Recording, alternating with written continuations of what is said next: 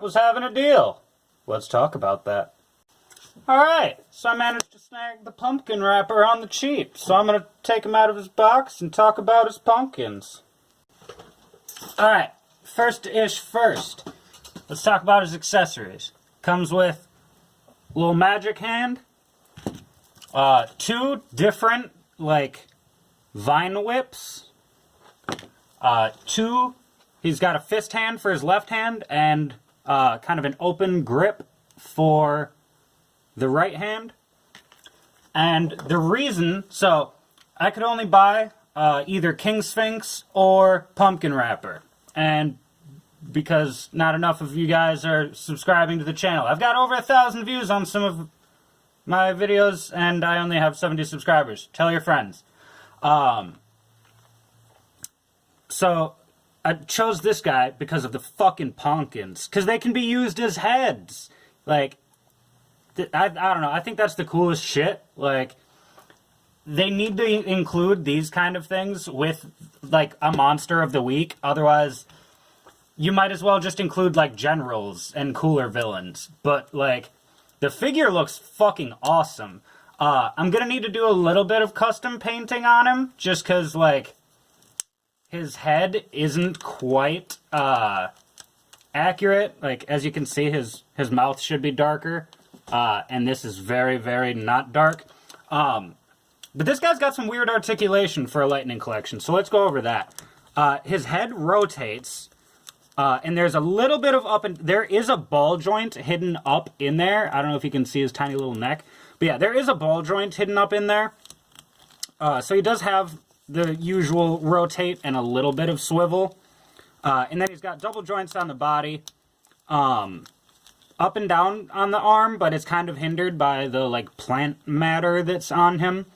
And then twist at the bicep, double joint at the elbow, little stiff. Twist and flick at the wrist.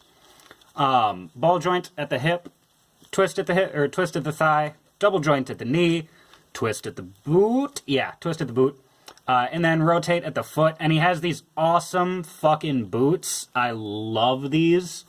Pumpkin Wrapper was always one of my favorite monsters of the week. It stood out really, really well. And that's just something about Mighty Morphin Monsters of the Week. I feel like they stood out really well. I don't remember a lot of Monsters of the Week for other seasons. You know, they're pretty forgettable, but there's something about the Mighty Morphin Season 1 specifically. They had really good monsters. A lot of them were just fucking iconic.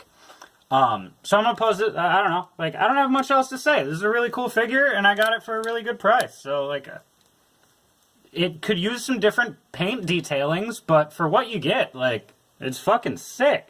So I'm gonna pose him up, and then we'll give some closing thoughts. Alright, so as for posing, this guy is super fucking top heavy. Yep, there we go. Yeah, no, I spent a bunch of time trying to get him posed up with his little pumpkin effect, and he kept falling over. So you're probably going to want figure stands if you're going to be posing this guy or displaying him with his, there we go, he's staying a little bit better now. Yeah, if you want to pose him with his giant pumpkin beam, you can, but be warned, it's probably gonna tip over quite a few times in the process, because he's got some fairly loose joints. Normally I complain about stiff joints, but I would have preferred them on this, just because he's such a top-heavy figure between his head and the pumpkin beam. But no, I think it's a sick figure. If you can get it from, for a decent price, I'd say snag it, especially, if you already have putties or Mighty Morphin Rangers, then these are going to be awesome. All of my putties are currently in the mail because I just started collecting, so I'll show that. If the putties get here before I put the video up, I'll add a little clip at the end of him, displayed with the putties.